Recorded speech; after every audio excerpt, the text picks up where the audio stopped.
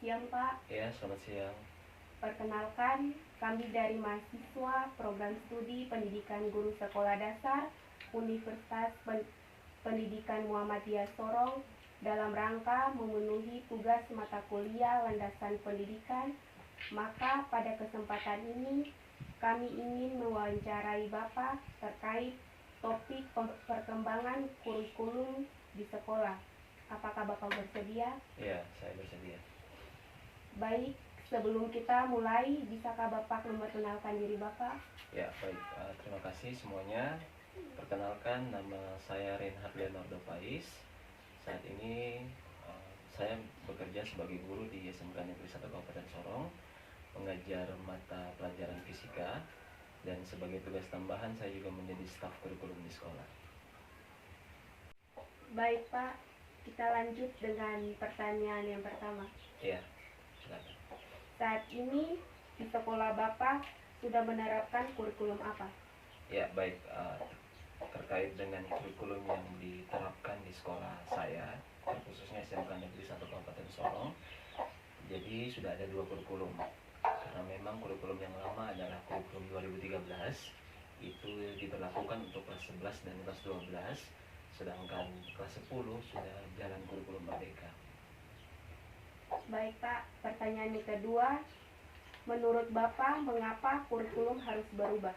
Ya, kurikulum itu dia harus berubah karena memang harus disesuaikan dengan tuntutan zaman. Jadi kalau misalnya ada perkembangan teknologi, kemudian pengaruh budaya, pengaruh sosial yang memang benar-benar harus berkembang, oleh sebab itu kurikulum juga harus diperbarui supaya dia berubah. Nah, ini supaya bisa mewadahi peserta didik sehingga mereka mampu untuk memiliki kemampuan-kemampuan atau kompetensi-kompetensi yang relevan dengan tuntutan pekerjaan saat ini. 3. Ya. Apa perbedaan kurikulum ke-13 dan kurikulum merdeka? Ya, baik. Terkait dengan pertanyaan ini, tentunya ketika perubahan dari kurikulum 2013 ke kurikulum merdeka pasti ada perbedaan. Oleh sebab itu ketika sekolah kami mau menerapkan kurikulum merdeka, semua guru harus perlu melakukan persiapan yang matang untuk menerapkan kurikulum tersebut. Jadi dalam sistem pengelolaan pendidikan atau pembelajaran terlebih khususnya itu ada tahap persiapan, kemudian pelaksanaan, evaluasi, dan tindak lanjut. Nah, di tahap persiapan itu kita merencanakan pembelajaran. Contohnya saja yang berubah itu paling istilah-istilahnya dan juga ada teknis-teknis di dalamnya. Misalkan kalau dalam kurikulum 2013 kita sebutnya sebagai rencana pelaksanaan pembelajaran atau RPP, dalam kurikulum merdeka kita sebutnya sebagai modul ajar. Kemudian dalam kurikulum 2013 ada yang istilahnya namanya KIKD, kompetensi inti dan kompetensi dasar, dan itu dijabarkan per elemennya, kognitif sendiri, afektif sendiri, dan psikomotor sendiri. Tetapi di dalam kurikulum merdeka dirubah namanya menjadi CP atau capaian pembelajaran. Jadi dalam capaian pembelajaran itu sudah tidak dibeda peranah lagi antara kognitif sendiri, afektif sendiri, dan psikomotor sendiri, tidak, tetapi itu sudah digabung menjadi satu. Kemudian setelah menentukan capaian pembelajaran, kita akan menentukan ATP atau alur tujuan pembelajaran.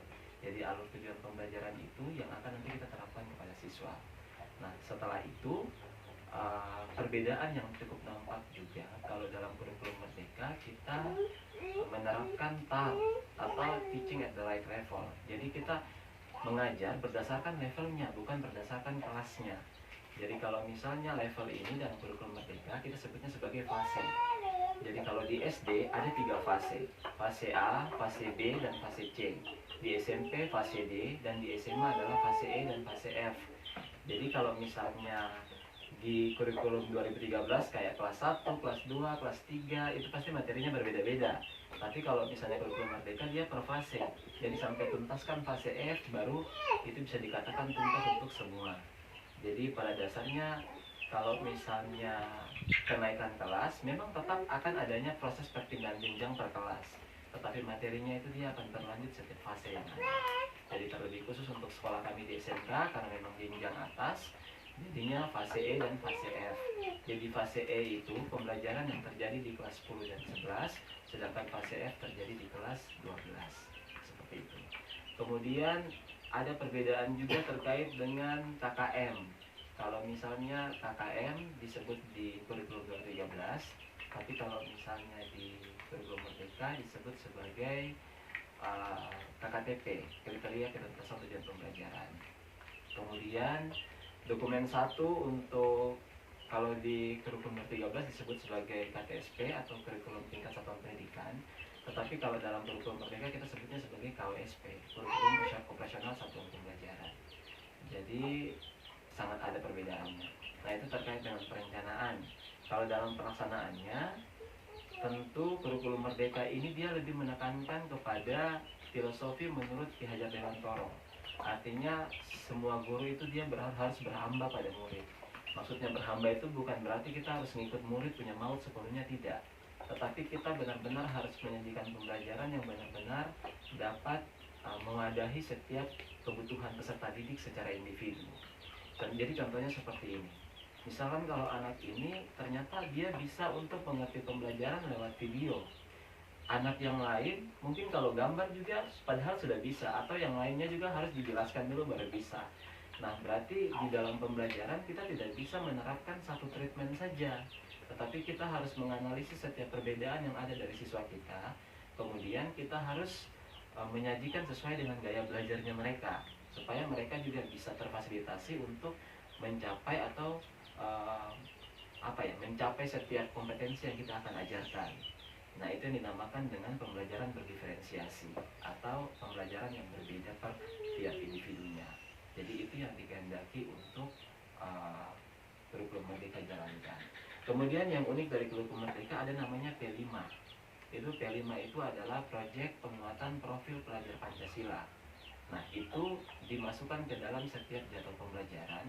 Cuma dia tidak termasuk dalam intra, tetapi dia termasuk dalam kokurikuler. Tapi memang itu sudah input ke dalam jadwal pembelajaran. Jadi kalau misalnya pembelajaran kita jalankan misalkan mata pelajaran seperti agama, bahasa Indonesia dan segala macam, ada jadwal sendiri untuk P5. Jadi P5 itu untuk menemukan profil-profil pelajar Pancasila. Jadi profil pelajar Pancasila itu ada 6. Yang pertama itu adalah beriman, bertakwa kepada Tuhan Yang Maha Esa dan berakhlak mulia. Kemudian ada mandiri, gotong royong, berkebinekaan global dan sebagainya. Jadi itu perbedaan antara kurikulum Merdeka dan kurikulum 2013 yang sekolah kami terapkan. Baik, pertanyaan berikut yaitu sudah sejauh mana penerapan kurikulum Merdeka di sekolah Bapak? Apakah sudah efektif? Ya, jadi terkait dengan pertanyaan sudah sejauh mana, seperti yang sudah saya jelaskan sebelumnya bahwa sekolah kami baru menjalankan kurikulum Merdeka baru 1 semester. Karena memang pada saat 2023 kemarin bulan Juni, sekolah kami ditunjuk untuk melaksanakan kurikulum Merdeka dan itu baru dijalankan di kelas 1. Pada dasarnya pelaksanaan kurikulum Merdeka itu ada 3 jenis. Ada mandiri belajar, mandiri berubah, dan mandiri berbagi. Kalau kami di sekolah pakai mandiri berubah. Jadi kalau misalnya mandiri berubah berarti otomatis kita melakukan perubahan dan kita harus mempersiapkan segala sesuatunya untuk menjawab perubahan itu. Jadi memang masih kelas 1 dan baru semester 1 kami jalani terkait dengan kurikulum Merdeka. Dan kemudian kalau ditanyakan sudah efektif atau belum, pada dasarnya kalau masih 1 semester berarti kayaknya masih belum terlalu efektif. Karena masih banyak penyesuaian yang kami harus lakukan terkait dengan pengelolaan pendidikan dan terlebih khusus untuk pengelolaan pembelajaran dalam kurikulum Merdeka. Dan guru-guru kami juga perlu untuk mendapatkan banyak pelatihan supaya benar-benar bisa menjalankan kurikulum itu sesuai dengan aturan yang berlaku.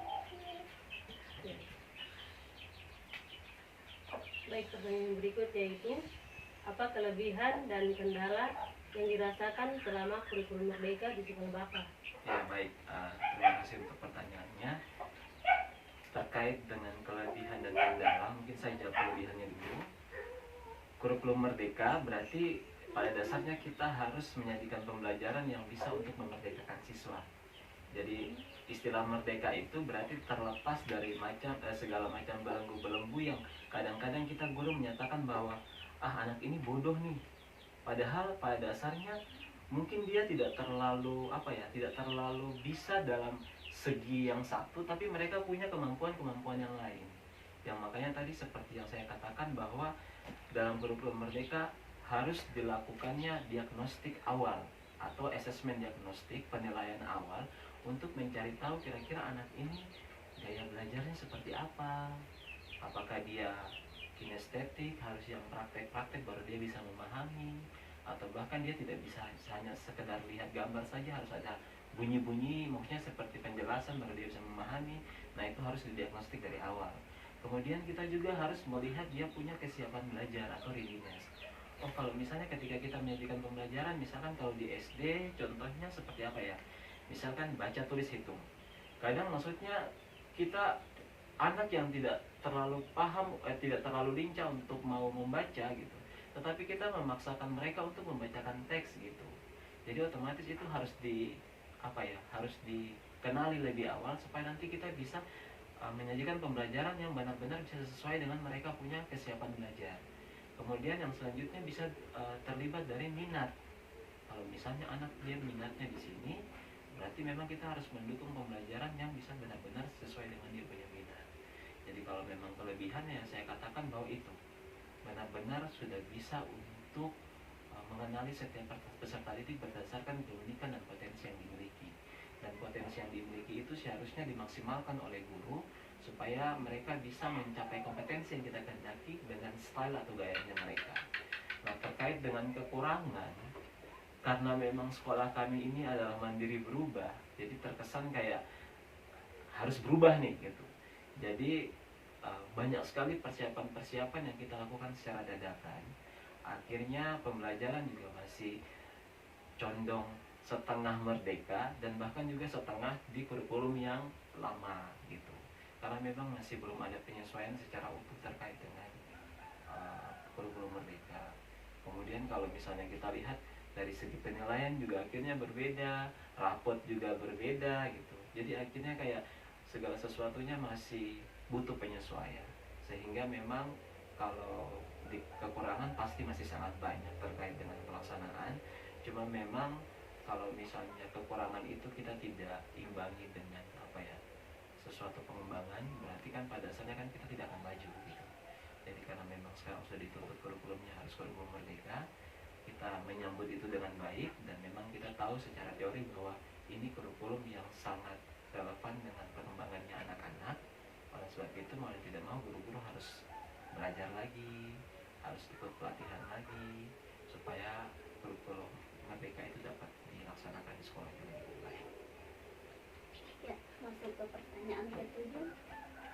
Sebelum melaksanakan kurikulum merdeka, hal apa saja yang dibuat oleh sekolah? Nah, terkait dengan persiapan tadi ya untuk melaksanakan kurikulum merdeka, tentunya Dewan Guru pasti akan dilatih bagaimana caranya menyusun modul ajar, pengenalan dulu apa itu CP, apa itu ATP, apa itu KKTP dan sebagainya. Istilah-istilah yang berubah itu akhirnya kayak dikenalkan dulu. Bagaimana caranya untuk menarik CP ke ATP dan sebagainya. Nah, itu oleh sebab itu dilatih untuk penyusunan perangkatnya, diberikan konsep-konsep yang relevan dengan kurikulum merdeka ini seperti apa, supaya benar-benar guru itu awalnya mindsetnya harus berubah dulu. Mereka harus punya kesenangan diri untuk bisa menerima kurikulum yang baru ini dengan dengan bahagia gitu. Kan pada dasarnya kalau misalnya guru-guru itu seringkali yang terjadi adalah ketika kurikulum berubah, ini pemerintah nih bagaimana sih? Berubah terus, berubah.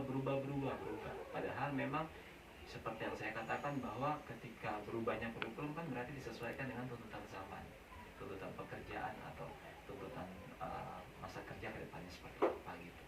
Jadi dilatih, kami pelatihan selama kurang lebih 4 hari, mendatangkan pelatih dari Salatiga, dari SMK Negeri 2 Salatiga, karena memang sekolah kami adalah sekolah SMK. Jadi memang kami memilih sekolah yang sudah lama menerapkan kurikulum merdeka untuk turun menjadi pelatih kami di sekolah ini. Jadinya kan karena jenjang SMK berbeda dengan jenjang SMA. Oleh sebab itu memang kami cari yang sangat spesifik untuk menjawab setiap keperluan jurusan yang ada di dalam sekolah kami. Kemudian dilatih selama 4 hari Setelah itu guru-guru juga harus berlatih secara mandiri menggunakan PMM. Jadi ada namanya platform Merdeka Mengajar. Jadi itu platform yang diperuntukkan bagi guru-guru untuk mendalami terkait dengan kurikulum Merdeka itu seperti apa. Jadi di situ sudah ada penjelasan secara lengkap terkait dengan kurikulum Merdeka, kemudian bagaimana cara menyusun modul ajar yang baik dan benar, dan kemudian sampai kepada implementasinya. Lalu di situ juga sudah ada kayak contoh modul-modul ajar yang ada yang sudah diunggah oleh guru-guru yang lain. Jadi kita sudah bisa melihat contoh-contohnya di situ. Jadi akhirnya harus belajar dari situ dan kemudian kita menerapkannya secara mandiri. Gitu.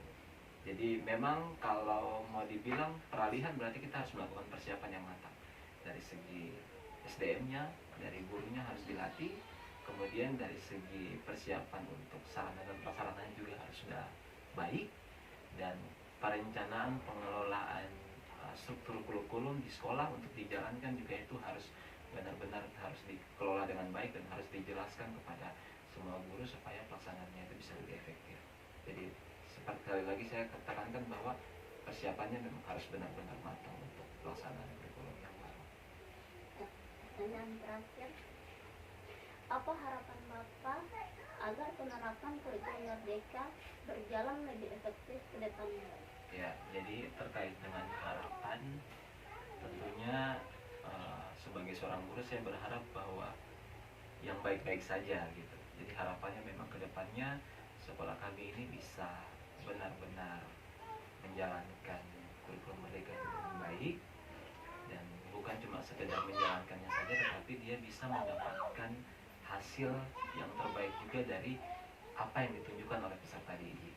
Jadi pada dasarnya keberhasilan dari seorang guru, keberhasilan dari lembaga pendidikan itu bukan ditentukan dari seberapa hebatnya guru, tetapi bagaimana siswa-siswi mereka itu dapat benar-benar bertumbuh dan berkembang menjadi pribadi yang sukses, menjadi pribadi yang memiliki profil pelajar Pancasila, menjadi pribadi yang berakhlak mulia, dan itu bisa bisa menuntun mereka untuk mendapatkan pekerjaan dan kebahagiaan yang lebih baik lagi ke depannya. Jadi memang semoga saja dengan penerapan kurikulum Merdeka setiap guru memang benar-benar harus memperlengkapi dirinya, berbenah lagi lebih dalam, dan bisa untuk menjalankan kurikulum Merdeka ini dengan sepenuh hati supaya bisa dapat berdampak juga bagi peserta didik. Mungkin seperti itu. Baik, terima kasih untuk waktu dan kesediaan Bapak untuk membagi informasi terkait perkembangan kurikulum di sekolah. Selamat siang. Iya, selamat siang. Terima kasih.